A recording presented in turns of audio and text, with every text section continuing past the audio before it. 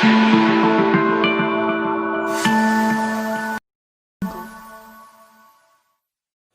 बच्चों, good morning. मैं आपकी रमा मैम। आपका बहुत बहुत स्वागत है मेरे यूट्यूब चैनल में रमा मैम क्लासेस। और अब मैं आपके लेकर आई हूँ क्लास 10 से चैप्टर 15 प्रोबेबिलिटी की एक्सरसाइज 15.1। इसका इंट्रोडक्शन पार्ट मैं ऑलरेडी कंप्लीट कर चुकी हूँ और अपलोड भी कर दिया है मैंने। तो आप मेरे चैनल को सब्सक्राइब कीजिए, बेल आइकन क्लिक कीजिए और लाइक एंड शेयर भी कीजिए, जिससे आपको मेरे वीडियोस बहुत ईजिली आसानी से मिल जाएं। तो अब ये है एक्सरसाइज 15.1।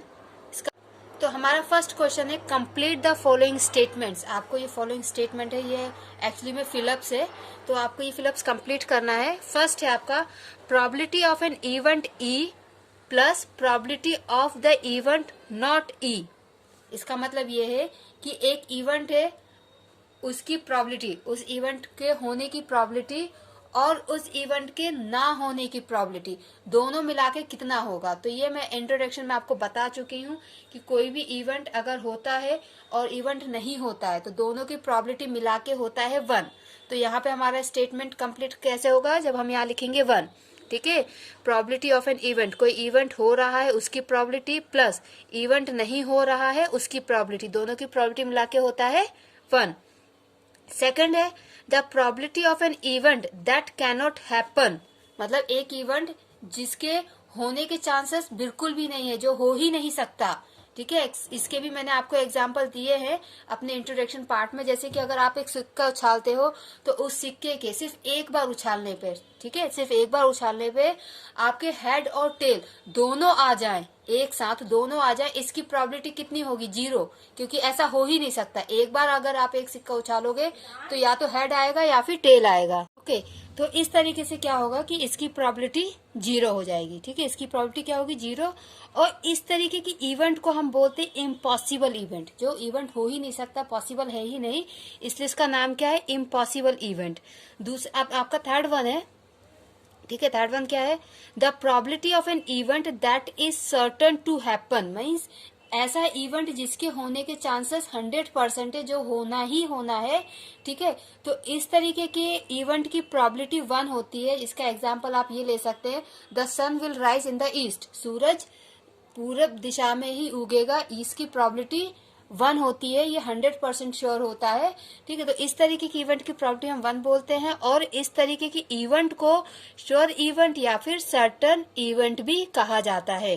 ठीक है, now fourth, the sum of probabilities of all the elementary events of an experiment is 1। ठीक है, जैसे अगर आपने कोई एक डाइस को उछाला है, जो आपको सांप सीढ़ी वाला डाइस होता है उसको डाई भी बोलते हैं, अगर उसको आपने उछाला है तो 1 आने की प्रोबेबिलिटी होगी 1/6, 2 आने की प्रोबेबिलिटी होगी 1/6, 3 आने की प्रोबेबिलिटी होगी 1/6, क्योंकि 1 भी वहां पे एक ही होगा, 2 भी वहां पे एक ही होगा, 3 भी वहां पे एक ही होगा, लेकिन टोटल आउटकम्स कितने होंगे, 6। तो 1 की प्रोबेबिलिटी 1/6, 2 की प्रोबेबिलिटी भी 1/6, 3 की प्रोबेबिलिटी 1/6। आप इन सब प्रोबेबिलिटी को जब आप ऐड करोगे तो आपकी प्रोबेबिलिटी हो जाएगी 1। ठीक है, तो इसका यही मतलब हुआ कि किसी भी इवेंट की अगर एक एक एलिमेंट्री हम प्रोबेबिलिटी निकाले और उन सब प्रोबेबिलिटी को जब हम ऐड करेंगे तो वो टोटल हो जाएगी 1 के इक्वल। Clear. Now fifth one, the probability of an event, ठीक है, the probability of an event is greater than और equal to 0 and less than और इक्वल टू 1। किसी भी इवेंट की जो प्रोबेबिलिटी भी होती है वो या तो 0 होती है या 0 से ज्यादा होती है। ठीक है, लेकिन या तो वो 1 के बराबर होती है या 1 से कम होती है। ये चीज मैं आपको बता चुकी हूँ कि जो प्रोबेबिलिटी होती है किसी भी इवेंट की, ठीक है, वो या तो 0 के बराबर या 0 से ज्यादा होती है या फिर 1 के बराबर या 1 से कम होती है। तो इसी चीज को उन्होंने यहाँ पे स्टेटमेंट के थ्रू लिखा हुआ है। Clear. Now second question, which of the following experiment have equally likely outcomes is explain। इस क्वेश्चन को आप थोड़ा ध्यान से समझिएगा। ठीक है, तो आपका फर्स्ट पार्ट क्या है, a driver attempts to start a car, the car starts or does not start. इसको आपको बताना है कि ये लाइकली, इक्वली लाइकली आउटकम है कि नहीं है, यदि है तो क्यों और नहीं है तो क्यों। ठीक है, तो देखिए in this experiment a driver attempts to start a car. इस एक्सपेरिमेंट में क्या हुआ, ड्राइवर ने कोशिश की एक कार को स्टार्ट करने की। The car start or does not start, but we can not justify to assume that each outcome is as likely to occur as the other.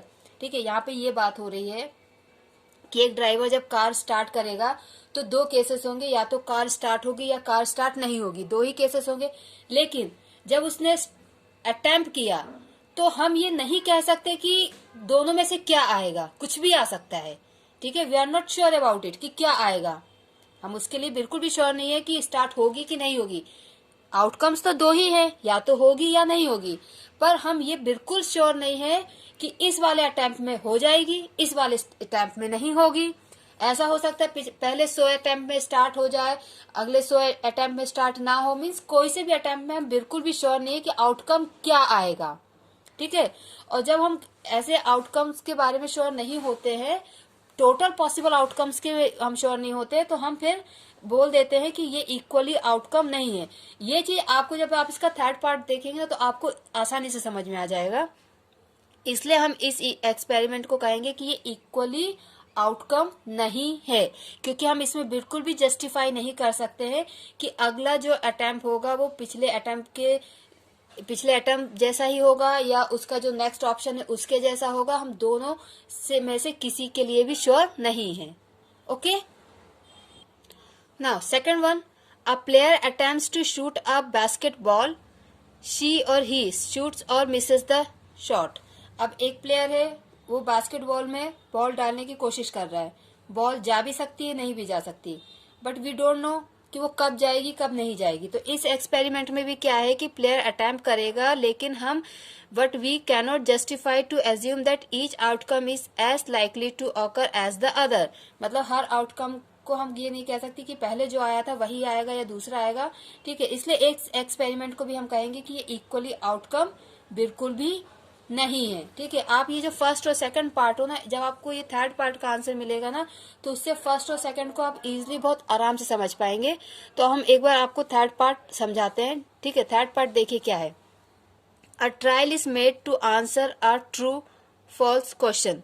True और फॉल्स के क्वेश्चन से उन क्वेश्चंस के answer देने का try किया गया। The answer is right और रॉन्ग, आंसर सही होगा कि गलत होगा। अब देखिए इस एक्सपेरिमेंट में क्या है कि अगर आपसे कोई क्वेश्चन पूछा गया और उस क्वेश्चन के सिर्फ दो ही आंसर है, या तो वो ट्रू होगा या फिर वो फॉल्स होगा। अगर आपने आंसर दिया ट्रू, ठीक है, आपने बोला कि is your name is Rama, तो मैं बोलूंगी ट्रू। ठीक है, मेरा आंसर ट्रू है। अगर रमा नहीं है नाम तो आंसर फॉल्स होगा। तो आपके फर्स्ट आंसर से हम सेकंड आंसर को जस्टिफाई कर सकते हैं, या सेकंड आंसर को हम बता सकते हैं कि अगर ट्रू नहीं होगा तो फॉल्स होगा। मीन्स सेकंड आंसर हमको पता है, फर्स्ट आंसर गलत है या सही है, उसके बेसिस पे हम नेक्स्ट अटेम्प्ट जो है उसको जस्टिफाई कर सकते हैं। ठीक है, इसमें आउटकम्स तो ट्रू और फॉल्स दो ही हैं, लेकिन अगर आपने फॉल्स बोल दिया और आपका आंसर गलत हो गया तो हम समझ जाएंगे कि ये ट्रू होना चाहिए था। और अगर आपने आंसर ट्रू बोला है और आपका आंसर सही हो गया तो हम बोलेंगे कि इसका गलत आंसर फॉल्स है। ठीक है, तो यहाँ पे हम कह सकते हैं कि ये इक्वली लाइकली आउटकम्स है, क्योंकि हमारे फर्स्ट आउटकम से हम नेक्स्ट आउटकम को जस्टिफाई कर सकते हैं। और इनसे पहले जो दो केसेस थे उसमें क्या था, कार स्टार्ट होगी या नहीं होगी, आउटकम्स तो दो ही हैं, लेकिन हम ये बिल्कुल भी नहीं कह सकते कि ये फर्स्ट अटेम्प्ट में स्टार्ट हुई कि नहीं हुई। और अगर फर्स्ट अटेम्प्ट में स्टार्ट हो गई या नहीं हुई तो हम नेक्स्ट अटेम्प्ट में भी बिल्कुल भी ये श्योर नहीं है, बिल्कुल भी जस्टिफाई नहीं कर सकते कि हाँ अगर अभी स्टार्ट नहीं हुई तो नेक्स्ट में स्टार्ट हो ही जाएगी। इसके बारे में भी हम श्योर नहीं थे। इसलिए वो ड्राइवर वाला जो क्वेश्चन था जिसमें वो कार स्टार्ट कर रहा था वो इक्वली आउटकम नहीं था। सेम जो बास्केटबॉल वाला क्वेश्चन सेकंड पार्ट था, उसमें भी अगर मान लीजिए फर्स्ट अटेम्प्ट में बॉल चली गई बास्केट में, तो क्या हम इस बात के लिए श्योर हैं कि अगली बार नहीं जाएगी? बिल्कुल भी नहीं है। ठीक है, इसलिए वो भी इक्वली आउटकम नहीं था। और जैसे थर्ड एक्सपेरिमेंट में क्या कि अगर आपका आंसर पहले ट्रू हो गया और वो आपका आंसर सही है तो हम कह सकते हैं कि हाँ ये जो फर्स्ट आंसर है इसका आंसर ट्रू है, दैट मीन्स कि इसका आंसर फॉल्स नहीं हो सकता था। क्लियर? तो ये इक्वली आउटकम है। जैसे कि in this experiment a trial is made to answer a true और false question, the answer is right और wrong, we know in advance that the result can lead in one of the two possible way. मतलब दो में से कोई एक answer सही होगा ये हमें पता है, आइदर राइट और wrong. We can reasonably assume that each outcome right or wrong is likely to occur as the other, thus the outcome right or wrong are equally likely. ठीक है, अगर रॉन्ग हुआ तो राइट हो जाएगा, अगर right हुआ तो रॉन्ग हो जाएगा. ठीक है, मीन्स फर्स्ट आंसर के बाद हम नेक्स्ट वाले को एज्यूम कर सकते हैं, जस्टिफाई कर सकते हैं. ठीक है ना. फोर्थ पार्ट क्या है? अ baby is born, it is a boy और अ गर्ल. तो इसमें क्या है? अगर लड़की हुई तो ठीक है, अगर लड़की नहीं हुई तो नेक्स्ट लड़का ही होगा. मीन्स हमको फर्स्ट आंसर से नेक्स्ट आंसर को हम जस्टिफाई कर सकते हैं. In this experiment a baby is born, it is a boy और a girl. We know in advance that the outcome can lead in one of the two possible outcome. Means हमको ये पता है कि दोनों में से कोई एक ना एक होना ही है, या तो लड़की होगी या लड़का होगा. ठीक है, दोनों में से कोई एक ना एक होना है, इसलिए ये इक्वली लाइकली आउटकम है. ठीक है. अब जैसे कार और बास्केटबॉल वाले में ये था कि अंदर जा भी सकती, नहीं भी जा सकती, बट हम श्योर नहीं थे. ठीक है. और इसमें यह है कि अगर लड़की नहीं हुई तो लड़का होगा ही होगा, अगर लड़का नहीं हुआ तो लड़की होगी. ठीक है. जैसे ट्रू और फॉल्स में था, अगर फॉल्स नहीं हुआ तो ट्रू होगा, अगर ट्रू नहीं हुआ तो फॉल्स होगा. मीन्स दो में से एक ना एक तो पक्का ही आउटकम आपको आने ही वाला है. Okay. So we can justify to assume that each outcome, a boy or a girl, is likely to occur as the other. Thus, this is equally likely outcome. Clear? तो इस तरीके से आपका ये question number 1 and question number 2 complete होता है. Now this is your question number 4. Sorry, question number 3. Now this is your question number 3. Why is tossing a coin considered to be a fair way of deciding which team should get the ball at the beginning of a football game? किसी भी game के पहले, इसमें जैसे football game बोला है, लेकिन किसी भी गेम के पहले सिक्का उछाल के ये डिसाइड करना कि किस टीम को पहले चांस मिलेगा और किसको बाद में मिलेगा, ये सबसे अच्छा तरीका क्यों माना जाता है? फेयर मीन्स एकदम साफ, एकदम सही तरीका क्यों माना जाता है? The tossing of a coin is considered to be a fair way of deciding which team should get the ball at the beginning of a football game. On tossing, the coin only land in one of the two possible way. जब भी सिक्का उछाला जाता है तो सिक्का जब गिरेगा तो वो दो में से कोई एक पोजीशन पे जरूर आएगा, या तो हेड आएगा या टेल आएगा. दो में से कोई एक गारंटेड आएगा ही आएगा. अनटिल एंड अनलेस अगर उसको रेत के ऊपर ना गिराया जाए तो, क्योंकि अगर रेत के ऊपर गिरेगा तो हो सकता है कि सिक्का आपका खड़ा हो जाए. ठीक है. और ऐसा होता भी नहीं है, रेत पे नहीं गिराया जाता है. फिर भी मैं आपको कंडीशन बता दे रही हूँ. ठीक है. तो अब यहाँ पे क्या है कि दो में से कोई एक ही आएगा, या तो हेड आएगा या फिर टेल आएगा. It can reasonably be assume that each outcome head और tail is a likely to occur as the other. ठीक है. मतलब अगर एक नहीं आया तो दूसरा आएगा ही आएगा, इसलिए ये इक्वली लाइकली आउटकम है. That is the outcomes head and tail are equally likely. So the result of the tossing of a coin is completely unpredictable. Means हमें ये बिल्कुल भी नहीं पता होता है कि हेड आएगा कि टेल आएगा, बिल्कुल भी हम प्रिडिक्ट नहीं कर पाते. बट हम ये इस बात के लिए श्योर होते हैं कि या तो हेड आएगा या फिर टेल आएगा, इसलिए, और दो ही ऑप्शन होते हैं उसमें. ठीक है. इसलिए ये सबसे फेयर माना जाता है सिक्का उछाल के ये डिसाइड करना कि किस टीम को पहले चांस मिलेगा और किस टीम को नेक्स्ट चांस मिलेगा. ओके. तो ये आपके क्वेश्चन नंबर 3 तक कंप्लीट हो चुका है. इसके आगे का मैं नेक्स्ट वीडियो में कवर करूंगी. तब तक पढ़ते रहिए, अपना ख्याल रखिए बच्चों. Thank you. Bye bye.